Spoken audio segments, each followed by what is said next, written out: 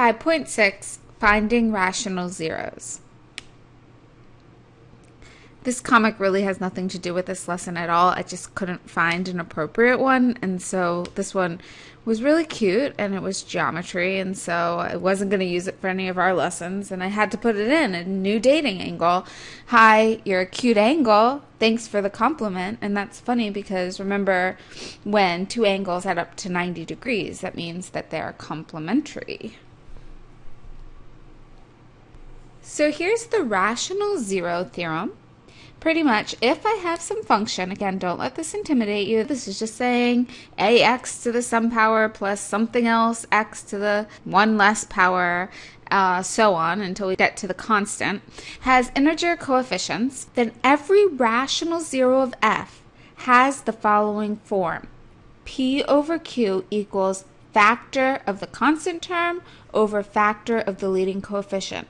Now, of course, I'm going to explain what the heck I mean by this in the next slide. But what I want to highlight right here is that this is saying every rational zero has this form, meaning these are just our possible rational zeros. So a lot of times we're going to get this huge list when we find the P over Q because we have a lot of times a lot of factors. And these are just the possible rational zeros. They're not all going to be the rational zeros. And the zeros just mean where f of x equals 0 or where y equals 0, where it hits the x-axis. In other words, if we solve some equation and set it equal to 0, which is exactly what we've been doing in the last section. So ways we were doing this in the last section where we were trying to factor and then set each of the factors equal to 0. And if we couldn't factor, remember we used the quadratic formula and found the zeros that way. And one more thing that I want to point out is that these are only our rational zeros. It is possible to have irrational zeros too. Remember when we did the quadratic formula, we often got irrational zeros, and sometimes we even got imaginary numbers.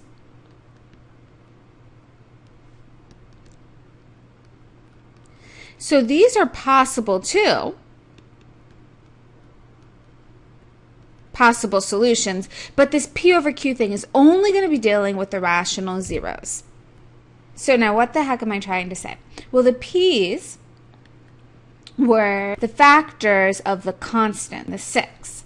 Well, we have positive and negative 1, 2, 3, and 6.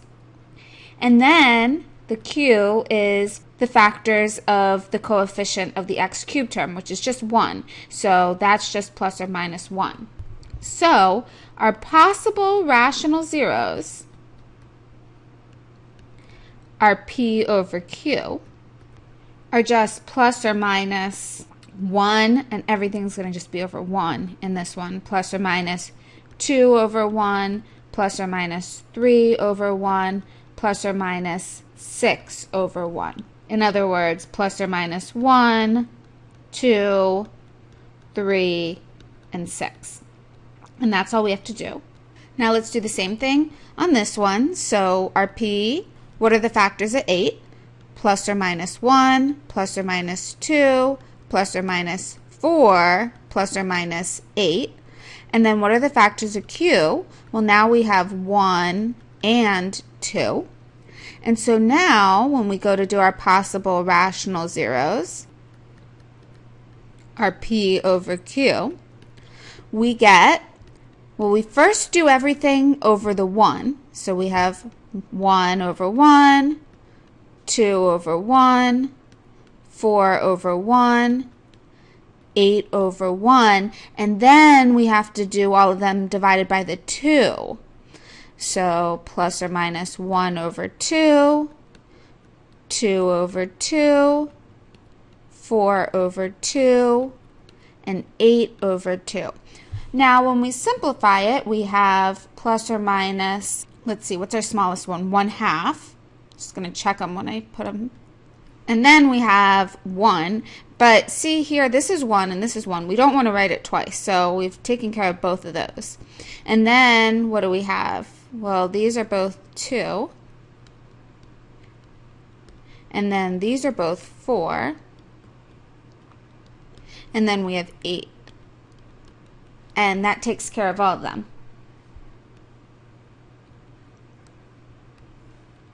So now in this one, they're not just asking us to find the possible rational zeros, they're telling us to actually find what the real zeros are. And so let me just take you back to this slide now that you understand what I'm saying. So the point of even finding the rational zeros and the point of this theorem is just if I have a problem like this, and it doesn't tell me, you know, in our last example, it was telling us what one of the factors were, and then we were finding the other ones. Well, this one, they don't tell us any of the factors. So I don't know where to begin except to find some of the possible rational zeros and test them out. So that's exactly what I'm going to do. I'm going to find the possible rational zeros and I'm going to test them out. Let's get started. What's our P? Our P, well, the factors of 35 are 1, 5, 7, and 35.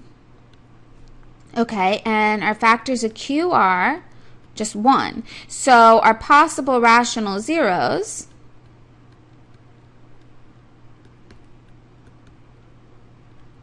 again, our P over Q is just plus or minus 1, 5, 7, and 35. I just didn't write over 1 since we only have over 1 in this case. Now the next step is to just check. Now the next step is to just check if it is actually a 0. And so how do we do that? I'm going to just use my synthetic division. And so I have the cubed, the squared, the x, and the constant. And then why don't I just start with 1? I'm going to just use 1, positive 1. Bring down the 1, get 1. 1 times 1 is 1, minus 4, minus 4. Add them up, 3, multiply 3. We get negative 33. This is not 0. Therefore, x equals 1 is not a 0. So let's try the 5. I could have tried the negative 1, but I'm just going to try the 5. So do the same thing. Bring down the 1. We get 1. 1 times 5 is 5. Add them up, 0.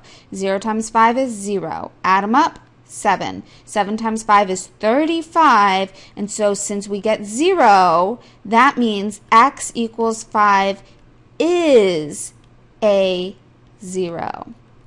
And so since x equals 5 is a 0, that means that x minus 5 is a factor. I want to see if I have any other real zeros. So I can now rewrite this as x minus 5 is one of my factors. And what do I have left? Remember, this was the remainder, so this is my constant. This is my x, and this is my x squared term. So I have here x squared plus 0x plus 7. And so we know that this one would be an imaginary solution. And how did I know that? I knew that because when I do x squared plus 7 equals 0, I would get x squared equals negative 7. In other words, x equals plus or minus I root 7. Remember that? So those are my other two zeros. My only real zero is x equals 5. So before I move on, let me just review the steps of what we do. The first thing we do is we find the possible rational zeros. Once we do that, we check to find if it is an actual 0 by using synthetic division. If we get 0 as our remainder, that means that it is a real 0. If we don't, then we try another one on our list. Once we find one of the real zeros, we go and we factor our equation as we can.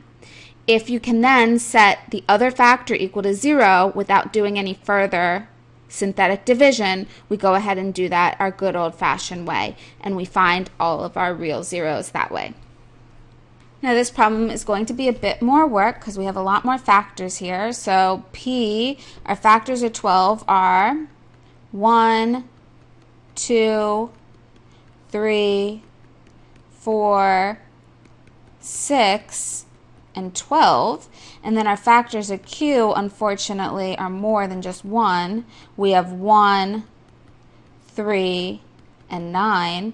And so our possible rational zeros are going to be plus or minus 1, 2, 3, 4, 6, and 12. All of those are over 1. And then let's put them all over 3.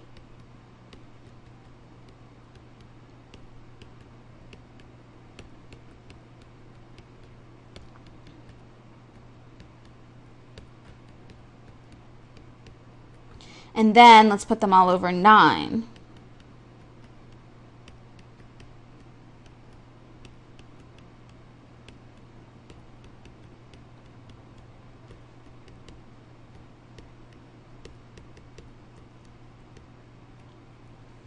Okay, so I'm not even going to simplify all of these and see which ones are repeating.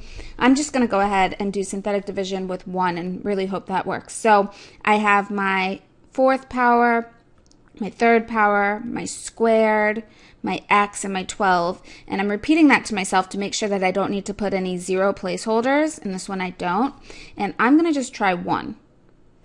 So bring that down, multiply, add them up.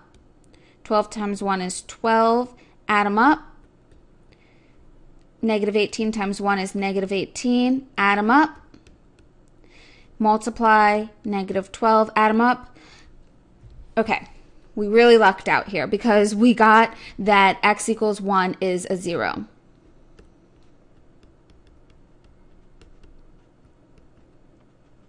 So now we can basically factor this into, well, x equals 1 is a 0, so that means x minus 1 is a factor. And what do we have left? Let's see, this is our constant, this is our x squared, and this is our x cubed term. So we have 9x cubed plus 12x squared minus 18x minus 12. As I always say to you, if you can factor something out, factor it. And so you'll see that there is a 3 in common in all of these. So factor that out. I'm going to just do x minus 1, factor that 3 out, and we get 3x cubed plus 4x squared minus 6x minus 4. And so now I'm just going to put that 3 out in front there.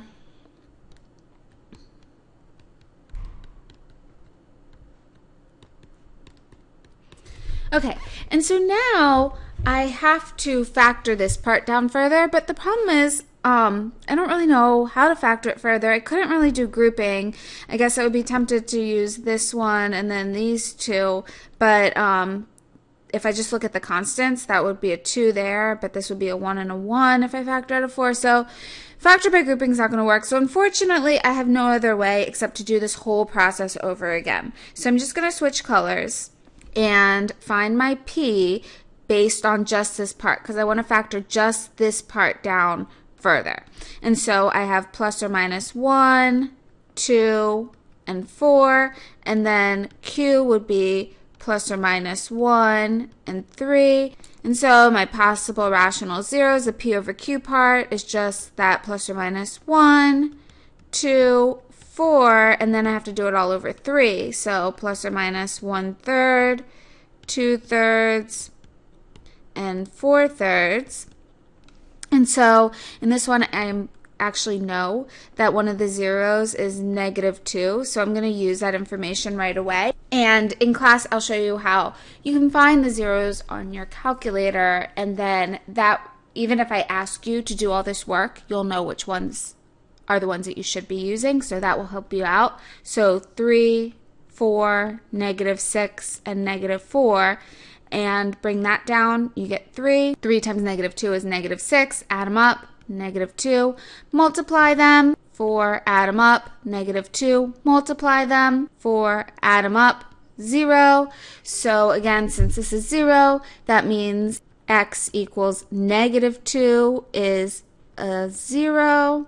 And so when we factor this guy further down, we have the 3, we have the x minus 1, and then x minus 2 is a 0, so x plus 2 is our factor.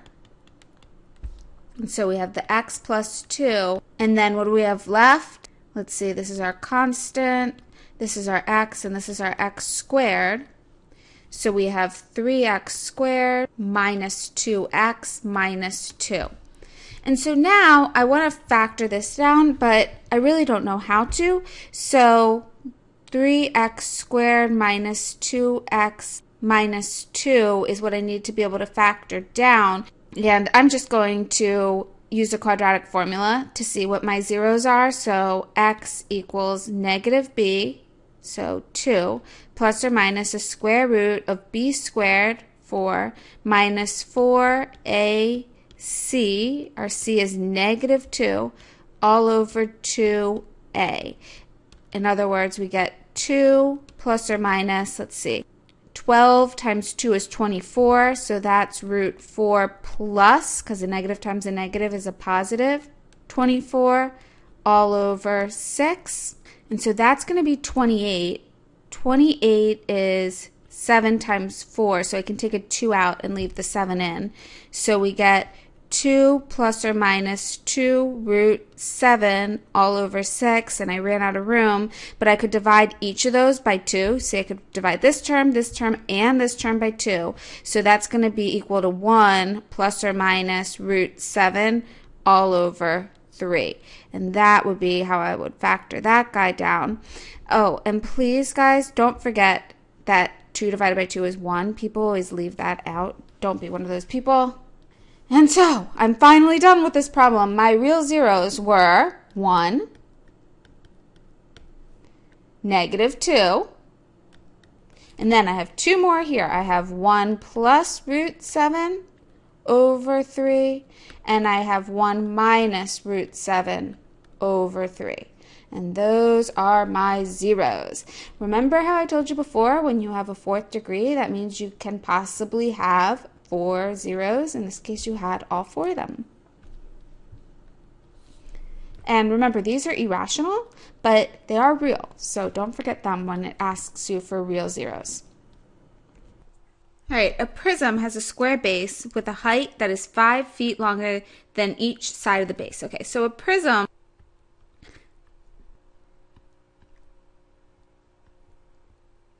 basically the formula will be, we have the x and the x here, and then the height is just 5 feet more than the sides were. And so the volume is just given by the area of the base times the height. And so that is just x squared times the height, which is x plus 5. And it says the volume is 28 cubic feet. And so first step, I'm just going to distribute that x squared, x cubed plus 5x squared, and then scoot the 28 over there to set it equal to 0. All right, and so now I'm going to go back and find my p's and my q's. So my p's are just the factors of 28, which are plus or minus 1, 2, 4, 7, 14, and 28. And then the factors of q are just plus or minus 1. So my possible rational zeros